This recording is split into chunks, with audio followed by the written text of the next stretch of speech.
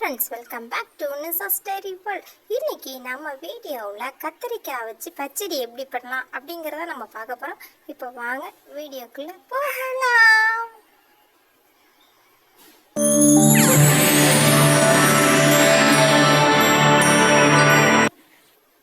நான் இப்போ கத்திரிக்காய் வந்து 1/2 கிலோ எடுத்துருக்கிறேன் ஃப்ரெண்ட்ஸ்.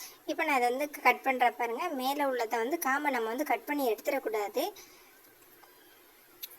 அந்த ஓரத்தை மட்டும் கொஞ்சமாக நம்ம கட் பண்ணி எடுத்துக்கணும். அந்த பச்சை கலரில் இருக்குல்ல, அதை மட்டும் நம்ம எடுத்துக்கணும். காம்பில் பாதியை தான் நம்ம கட் பண்ணணும்.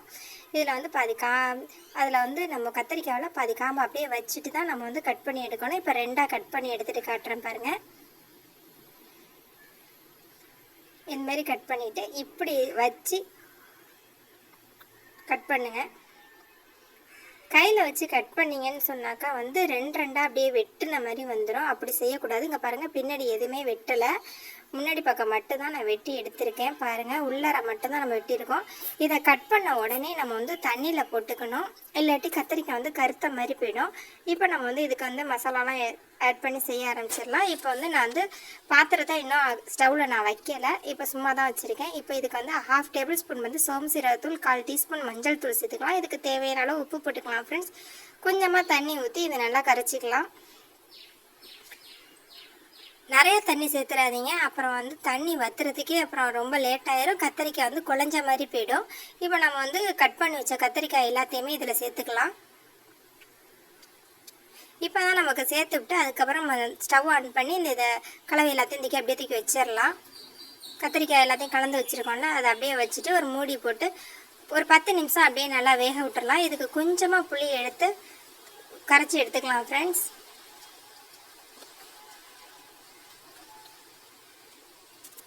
பாருங்கள் எப்படி அழகாக வந்திருக்குன்ட்டு. கத்திரிக்காய் உடனே நம்மளுக்கு நல்லா குக் ஆகிடும். ரொம்ப போட்டு கிண்டாதீங்க, அப்புறம் உடஞ்சி போயிடும். இப்போ நம்ம புளி கரைச்சி வச்சுருக்கோம்ல, அதை இதில் ஊற்றிக்கலாம். கொஞ்சமாக ஃபஸ்ட்டு ஊற்றி பாருங்கள்.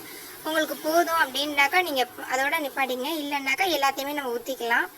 ஃபுல்லாக ஊற்றிடாதீங்க, அந்தளவுக்கு கத்திரிக்காய்க்கு புளி தேவைப்படாது. இப்போ புளி வாசனை போகிற வரையும் நம்ம கொஞ்சம் ஒரு 5 நிமிஷம் மூடி வச்சுருந்துட்டு அப்புறமா எடுத்துக்கலாம், திறந்து பார்க்கலாம். இப்போ தேங்காய் பாலில் ஃபஸ்ட்டு தேங்காய் பால் இருக்குது, அதை எடுத்து நான் ஊற்றிக்கிறேன்.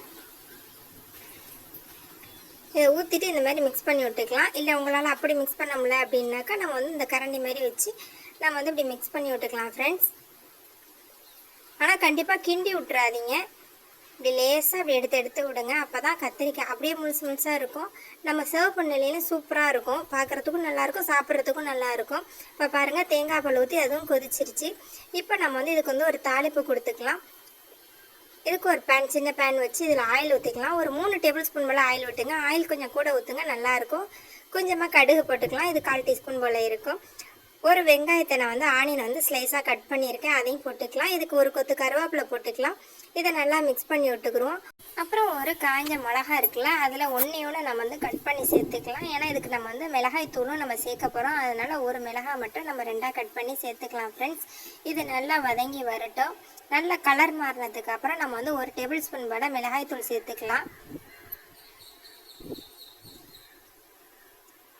இப்போ மிளகாத்தூள் சேர்த்துட்டு நல்லா மிக்ஸ் பண்ண உடனே நம்ம ஸ்டவ் ஆட் பண்ணிடணும், இல்லாட்டி நமக்கு காரம் ஏறும். ஏன்னா நம்ம சின்ன பாத்திரமாக வச்சுருக்கோம், அதனால தான். இப்போ நம்ம வதக்கி வச்சதை அப்படியே இந்த கத்திரிக்காய் பச்சடி இருக்குல்ல, அதில் நம்ம எல்லாத்தையும் ஊற்றிக்கலாம். அவ்வளோதான், ரொம்பவே ஈஸியாக ரெடி ஆகிடுச்சு பாருங்கள் கத்திரிக்காய் பச்சடி. இந்த வீடியோ உங்களுக்கு பிடிச்சதா லைக் பண்ணுங்கள், ஷேர் பண்ணுங்கள், மறக்காமல் சப்ஸ்கிரைப் பண்ணுங்கள் ஃப்ரெண்ட்ஸ்.